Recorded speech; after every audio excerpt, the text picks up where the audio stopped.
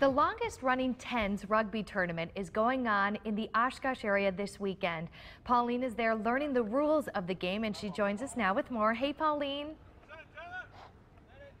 Hey, good morning, guys. Check it out. The Oshkosh Rugby Football Club is just kind of getting ready, practicing for today's big Pigfest tournament. So we're going to learn more about the rules. I'm here with Chris Jones, one of the players. Good morning to you. Morning. Good morning. So rugby, as I've been watching it so far, it's kind of like a mix between soccer and football. Correct. Yes, it's kind of like soccer if you think about the continuous, nonstop flow of the game.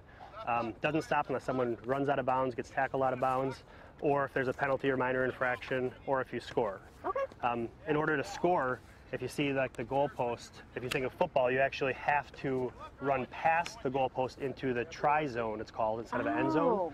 And then you actually score by putting pressure down or touching down, like hence the word touchdown, like American football. Gotcha. Touching down the ball in the try zone, and that's a score worth 5 points. Okay.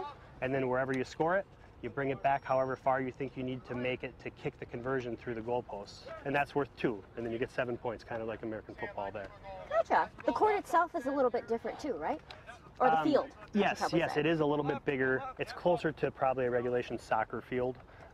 They basically add an extra, I believe, 20 meters past for the try zone, past the goalpost. Okay. I'm looking at the ball. Looks similar to football, and we have an example here. Yes, it's like a football, a lot wider and fatter, no laces on it. You throw it underhand. And you have to throw it backwards, right? It all goes backwards. All goes backwards. Yep, exactly. The cleats are a little bit different too. Cleats are closer to soccer cleats. A lot of guys do wear football cleats, but football cleats have a toe cleat on the front there, and basically we just chop it off if you have one, and then they allow it. Okay, okay. So today's tournament is 10s. Explain what that means to us. And there's a version of rugby that's actually going to be in the Olympics in 2016 too. Yes, we are playing 10s today, and what that means is there's 10 people playing at a time on each side. Traditionally it's 15, and the field gets a lot more clogged up. In the Olympics coming in 2016, they're doing 7s, which means 7-minute halves, a lot more high action, and I believe that's probably why it's coming to the Olympics. It's a lot more entertaining. You've got to work a little harder. You only have 7 people to command the whole field. Yeah, it gets a little tiring. Yeah. So the first game, we've got 18 teams here. First game kicks off at 9. So if you want to come out, check out the action, just head to our website, box11online.com. Now that we have the rules, we have to strategically learn how to score. So we're going to talk about the styles of scoring coming up next. All right, Thanks, County Park is hosting one of the longest running rugby tournaments in the Midwest. And that's where we find Pauline this morning. Hi, Pauline. Good morning, guys. About 18 teams from Minnesota, Illinois, and of course Wisconsin will be here at the park to take part in Pigfest. But before that begins this morning, we're learning more about the sport. We've got Chris Jones here, one of the players from the Oshkosh team. We're talking about some strategic moves, if you will. What are we starting out with? We're starting out with a line out. This will happen whenever a team carries the ball out of bounds or gets tackled out of bounds or kicked out of bounds. The other team gets possession of the ball with a line out. That's how you start anytime it goes out. This side is the offense here. What you do is you throw it down the middle. It's kind of like a jump ball in basketball. It's a free ball. Throw it down the middle. They'll lift the guys, and he'll either come down with it or bring it down to the scrum half here, and then play will start again. Okay. So we'll throw one real quick. Yeah, let's see it in action. Oshkosh, red, 22, go. Oh, look at that. And so now that's the only way to put it in play after it goes out of bounds? When the ball goes out of bounds, traditionally that's going to be 99% of the time how it comes back in. Okay. You can, if there's no defense set after you go out of bounds, you can throw it back in real quick. Okay. All right. What are we seeing next? Now we're going to go over a scrum real quick. It's almost like how football would look. This is 10, so we got 5 guys on each side that will come together. And then you have the scrum half here. He's going to feed the ball down the middle. It's also like a jump ball on the ground. Okay. The guys in the middle are going to hook the ball with their feet, and then it's going to come back to the end of the tunnel here, and the scrum half is going to pick it up, and then he's going to throw it back out to the backs, just like you saw in the line out. Okay. So go ahead. Crouch, touch, set. Oh. Oh, and okay. And as soon as the ball comes out, he takes it out to the backs there. Okay. All right, and we have one more really quickly to show here. We've got about 30 seconds, so let's see if we can, was it a maul? Okay. Yeah.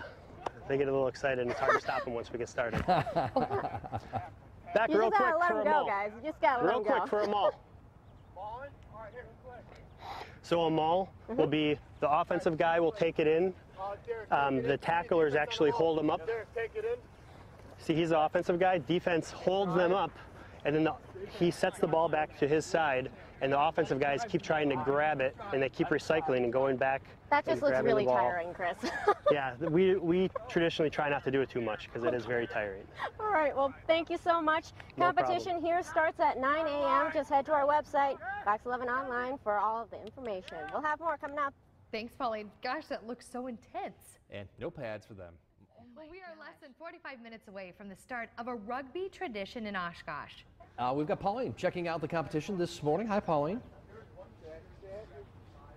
Yeah, guys, teams are starting to make their way here to the Winnebago County Park for the largest 10s rugby tournament, or actually not largest, I'm sorry, longest running 10s rugby tournament. And here to learn more about it, we've got Chris here. So you have teams kind of coming from all kinds of places. Yep, primarily Wisconsin, most of the teams, but as far away as La Crosse in Wisconsin. And then we have a couple teams from Illinois coming, a couple teams from Minnesota as well, which we typically come every year. This tournament has such a rich history here. 34 years? 34 years for the tournament and 36 years for the club. Let's go back to like when it first started. How did it start?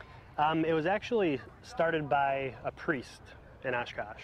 Wow. And I'm not sure exactly how he started it, but I know that some of the founding members or the people that started the club with him are going to be here today, and some of them are actually hoping to play, and they're late 40s, early 50s for some of them as well. How cool is that? And you've got some old players from the very first year of the tournament. You've got some new ones this year too. For teams? Yeah. Correct, yes. We have the Wizards coming out of Minnesota. The La Crosse River Rats have never been here before, and Green Bay started another team as well that Amon Green plays on, and they're going to be here as well today. Is Amon Green going to be here? He will be here. What? Look at that. Well, I'm saying he will be here. We have played maybe. against him in the last couple Okay. tournaments, so All right. I assume he will be here. So you'll just have to come here and find out if he's going to be here. But we've got more to talk about. It's called Pigfest for a reason. Let's see it. Correct. We have a big pig roast after the tournament that we give to all the players and fans. We got this started at 5 a.m. this morning. Look at this. 5 a.m.? Yep, 5 a.m. to get it roasted all the way, and it'll be ready by the time we're done with the finals around late 4, early 5. Yeah, you're expecting a lot of people here coming. Yeah, Viewers and typically I think we have high 2s, low 300s. Yeah, and the pig is for everyone, fans included afterwards. So. It's just a really great way because it's free. People can come out, learn more about the sport. Exactly. And the sport's growing too. Yep, and this is a good thing to see. It's 10s, like we were talking earlier. It's a little more action.